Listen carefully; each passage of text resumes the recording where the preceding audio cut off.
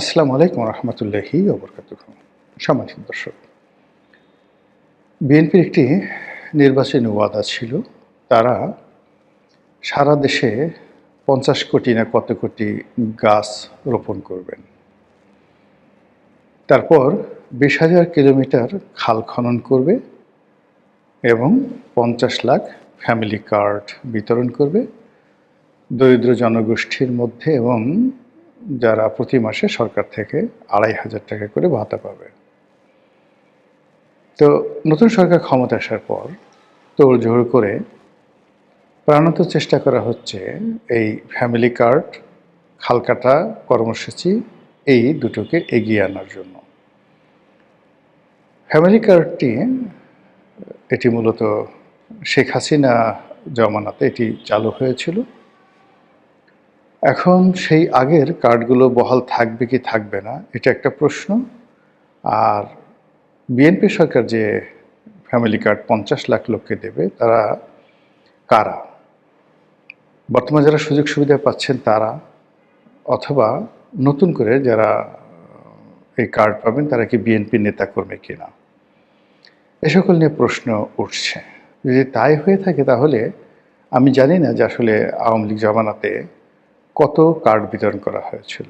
BNP বলছে ৫০ লাখ, আওয়ামী লীগ জমানাতে এটা ছিল ১ কোটি। একথা পিনাকি বলেছে, আমি বলিনি, আমি জানি না। তো সেক্ষেত্রে আগের কার্ড যদি বন্ধ করা হয় তাহলে ১ কোটির পরিবর্তে ৫০ লাখ লোককে দেওয়া হবে। এটা একটা ঝামেলা। আর দ্বিতীয়ত হলো, যদি আগের কার্ডগুলো বহাল রাখা হয় দরিদ্র মানুষের, তার উপর যদি আবার ৫০ লাখ লোককে নতুন করে ফ্যামিলি কার্ড দেওয়া হয়, এটি রাষ্ট্রের উপর একটা বিরাট চাপ সৃষ্টি করবে। অন্যদিকে আবার আগের কার্ডগুলো যদি বিতরণ করা হয়, আওয়ামী লীগ করুক, কিন্তু তারা সবাই নিতান্ত দরিদ্র, এবং এই কার্ড যদি পিনাকির কথা মতো ১ কোটি লোক পেয়ে থাকে, সেই ১ লক্ষ ১ কোটি লোক পেয়ে থাকে, তাহলে সেই ১ কোটি লোকের নাম বাদ দিলে এই ১ কোটি গরিব মানুষকে নিয়ে সারা বাংলাদেশে বিএনপির যে বদনাম হবে, যে অভিশাপ তারা দিবে, এবং পথে ঘাটে মাঠে ময়দানে তারেক রহমান সাহেবকে নিয়ে যে সকল কথাবার্তা গরিব মানুষ বলবে, ওটা সারা বাংলাদেশের আকাশ পাতাল রীতিমতো ভারী করে তুলবে। তো এই বিষয়গুলোর পরিবর্তে আমি এর ফাইন্যান্সিয়াল দিক, ধরুন যে আগেরগুলো আছে, বিএনপি নতুন ৫০ লাখ কার্ড দেবে, এই বিষয়গুলো নিয়ে আলোচনা করব। এটা দ্বিতীয় ধাপে। কিন্তু প্রথম ধাপে যেটি আলোচনা করতে চাই সেটি হলো যে বিএনপি খাল কাটতে চাচ্ছে, তাও আবার যেন তেন খাল কাটা নয়। ২০,০০০ কিলোমিটার খাল খনন করা হবে। ভালো কথা। এখন এই খাল খনন করার বাস্তবতা কি? এটার বাস্তবতা কি? শহীদ প্রেসিডেন্ট জিয়াউর রহমান খাল কেটেছিলেন। ওই সময়ের প্রেক্ষাপট আর বর্তমান সময়ের প্রেক্ষাপট ভিন্নতর। সেই খাল কাটায় মানুষদেরকে সম্পৃক্ত করেছিলেন, এবং হতদরিদ্র মানুষ সেখানে ঝাঁপিয়ে পড়েছিল। এবং বলতে গেলে বেশিরভাগ এই খনন কর্মসূচি স্বেচ্ছাশ্রমের ভিত্তিতে হয়েছিল। কিন্তু এতে করে দেশের বা রাষ্ট্রের কতটুক লাভ হয়েছে এটা নিয়ে যথেষ্ট বিতর্ক রয়েছে। জিয়াউর রহমানের জমানাতে যে খালগুলো খনন করা হয়েছে, একটি খাল সচল আছে এবং একটি খালে পানি আছে, এরকম কোনো নজির নেই। বরং অতি উৎসাহী কিছু লোক ফসলি জমিতে খাল কাটতে গিয়ে সেখানে যে ডোবা নালার সৃষ্টি করছে, কচুরি পানাতে ভরে গেছে, সাপ বিচ্ছু ব্যাঙ এগুলোতে ভরে যাওয়ার পাশাপাশি যে সকল এলাকায় নগরায়ন হয়েছে সেখানে রীতিমতো মশার উপদ্রবে মানুষ অস্থির। এখন সেই যে শহীদ প্রেসিডেন্ট জিয়াউর রহমানের খাল কাটা কর্মসূচি, এটা আবার নতুন করে শুরু হচ্ছে। এ ব্যাপারে আমার আপত্তি ঘোরতর। যখন এটা ঘোষণা করা হয়েছিল ঠিক সেই সময়টাতে আমি আপত্তি করেছিলাম। আর এই সময়টিতে সরকার ক্ষমতা আসার পর তড়িঘড়ি করে যে সকল প্রকল্প খুব দ্রুত বাস্তবায়ন করতে চাচ্ছে, তাদের মধ্যে এই খাল খনন কর্মসূচি সবার আগে। পানি সম্পদ মন্ত্রণালয় এই কাজটির উদ্যোগ নেবে। আপনারা জানেন যে যে কটি দুর্নীতিগ্রস্ত মন্ত্রণালয় রয়েছে তার মধ্যে পানি সম্পদ মন্ত্রণালয় প্রধানতম। এই মন্ত্রণালয়ে নদীতে বালু ফেলা, নদী শাসন, নদীর তীর সংরক্ষণ করা থেকে শুরু করে অন্য যে সকল কর্মকাণ্ড করে এর 80%ই ঘুষ, দুর্নীতি এবং নদীগর্ভে বিলীন হয়ে যায়। প্রতি বছর একই জায়গাতে তাদের পাথর ফেলতে হবে, বোল্ডার ফেলতে হবে, একই জায়গায় বাঁধ নির্মাণ করতে হবে, আর তার পরের বছর সেই বাঁধগুলো ভেঙে যাবে। এই নিয়তি নিয়ে পানি সম্পদ মন্ত্রণালয় যুগের পর যুগ ধরে চলছে। তো সেই মন্ত্রণালয় যখন এই খাল কাটার কর্মসূচি বাস্তবায়ন করবে, এটা কি পরিমাণ খাল হবে, কি পরিমাণ ডোবা নালা হবে, আর কি পরিমাণ লুটপাট হবে, এটা সহজেই বুঝতে পারা যায়। এই গেল এক। 2 নম্বর হলো যে আমাদের দেশে অনেকগুলো ডোবা রয়েছে, নালা রয়েছে।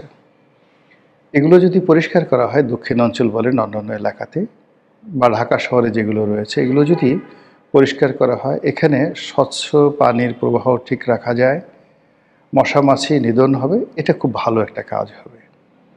কিন্তু নতুন করে খাল খনন এটা কোনো অবস্থাতেই বুদ্ধিমানের কাজ হবে না।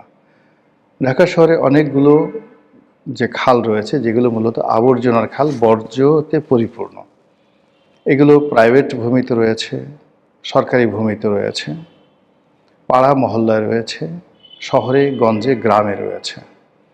তো যেগুলো আসলে আছে সেইগুলোতে যদি খনন করে মাছ চাষ করা হয় এবং এগুলোকে একটা প্রকল্পের আওতায় আনা যায় তাহলে ভালো কাজ হবে। কিন্তু দেখা গেল যে অতি উৎসাহী লোকজন সেখানে কিছু মাটি ফেলে দিল, সেখানে কিছু মাটি ভরাট করলো, সেখান থেকে কিছু মাটি উত্তোলন করলো, কিছু কুচুরি পানা পরিষ্কার করলো, 2 দিন পরে আর খোঁজ খবর নয়, টাকা শ্রাদ্ধ হয়ে গেল।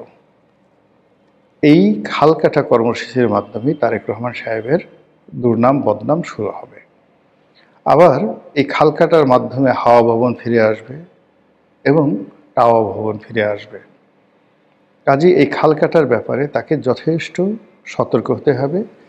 আমার জানা মতে পৃথিবীতে নেদারল্যান্ড সরকার এই ব্যাপারে সবচেয়ে উপযুক্ত এবং তাদের প্রচুর এক্সপার্ট রয়েছে। তো সেই এক্সপার্ট অনুযায়ী যদি ঢাকা শহরকে বা যে কোনো বিভাগীয় শহরকে কিংবা বরিশাল বিভাগকে এখানে যাকে বলা হয় একটি দামি প্রকল্প করে বা যেটাকে বলা হয় মডেল প্রকল্প করে যদি একটি কাজ শুরু করা যায় এবং সেটির ফলাফল বিবেচনা করে যদি লাভজনক হয় তাহলে এক্ষেত্রে বিনিয়োগ করাটা আমি মনে করি বুদ্ধিমানের কাজ। বিনিয়োগটা কিভাবে করতে হবে? প্রথম কাজ হলো আমি যে নদী নালাটি পরিষ্কার করব এবং সেখানে পানির প্রবাহটা থাকতে হবে। আবার সেখানে যদি আমি খনন করি, খনন করার পর সেখানে পানির প্রবাহটা আসতে হবে। কিন্তু আমাদের দেশের যেভাবে বিভিন্ন এলাকাতে পানির স্তর নেমে গেছে, সেক্ষেত্রে 30 ফিট 40 ফিট পর্যন্ত খনন করার পরেও শীতকালে বা গ্রীষ্মকালে পানি পাওয়া যায় না। তাহলে এই সমস্ত জায়গাতে যদি খাল খনন করা হয়, এটা কিভাবে কাজে আসবে? 2 নম্বর হলো যে আমাদের যে সেচ ব্যবস্থার কিন্তু আমূল পরিবর্তন হয়েছে। যেহেতু জমিতে সেচ দিলে 4-5 ঘন্টার বেশি জমি শুষ্ক থাকে না। কারণটা হলো ওই যে পানির স্তর নিচে নেমে গিয়েছে। এই অবস্থাতে এমনকি যে ড্রেনগুলো আগে মাটির ড্রেন তৈরি করা হতো আজ থেকে 20-30 বছর আগে বা 40 বছর আগে, এখন সেই ড্রেন মাটির পরিবর্তে সেখানে কনক্রিটের ড্রেন তৈরি করা হচ্ছে যেন যেখানে পানি ফেলা হয় সেই পানি ফসলি জমিতে পৌঁছতে না পৌঁছতেই সেটা শুষে নিয়ে না যায়। তো এই যখন অবস্থা তখন 20 ফিট 30 ফিট 40 ফিট চওড়া যে খালগুলো খনন করা হবে এগুলোর মাটি কোথায় যাবে, আবার কয়দিন পরে ভরাট হবে এবং এগুলো কোনো কাজে আসবে না। এবং এই খাল কাটার মাধ্যমে বিএনপি রাজনীতিতে, বিএনপির জনপ্রিয়তাতে নিত্য নতুন কুমির এসে 12টা বাজিয়ে দেবে। এবং একবার যদি বদনাম শুরু হয়ে যায়, এই যে এখন মধুমাস চলছে, তারেক রহমান সাহেব যা কিছু করছেন সবাই পছন্দ করছে, সবাই প্রশংসা করছে, কিন্তু এটা ঠিক ডক্টর ইউনূসের কথা চিন্তা করুন যে উনি প্রথম 3 মাস যা বলেছেন, যা করেছেন, সবই মানুষ সমর্থন করেছে, মানুষ আশায় বুক বেঁধেছে। তারেক রহমান সাহেবকে নিয়েও কিন্তু মানুষের আশা শেষ নেই। কিন্তু এটা যখন নিরাশায় পরিণত হবে, তার লোকদের কর্মকাণ্ড, তার নিজের কর্মকাণ্ড, তার প্রকল্পগুলোর ব্যর্থতা এবং দেশে অর্থনীতির যে গতি, সেই গতিটা যদি ফিরে না আসে, সঙ্গত কারণে মানুষ ধৈর্যহারা হয়ে পড়বে। এবং যখন শেখ হাসিনার মতো 15 বছরের একটি কন্টিনিউয়াস শাসন চলে গেছে, এরপর আবার 17 মাস ডক্টর মোহাম্মদ ইউনূস যে শাসন করেছেন, তাকেও যেতে হয়েছে। ফলে আগামী একটি বছর নয়, 3-4 মাসও কিন্তু তারেক রহমান সাহেবের জন্য রীতিমতো অ্যাসিড টেস্ট। সারা দেশের মানুষের মধ্যে হতাশা, ক্ষোভ, ক্রোধ দগদগিয়ে যাকে বলা হয় ফুটছে। টপ টপ করে চোখের পানি পড়ছে, কারো অভাবে, কারো ক্রোধে, কারো রাগে।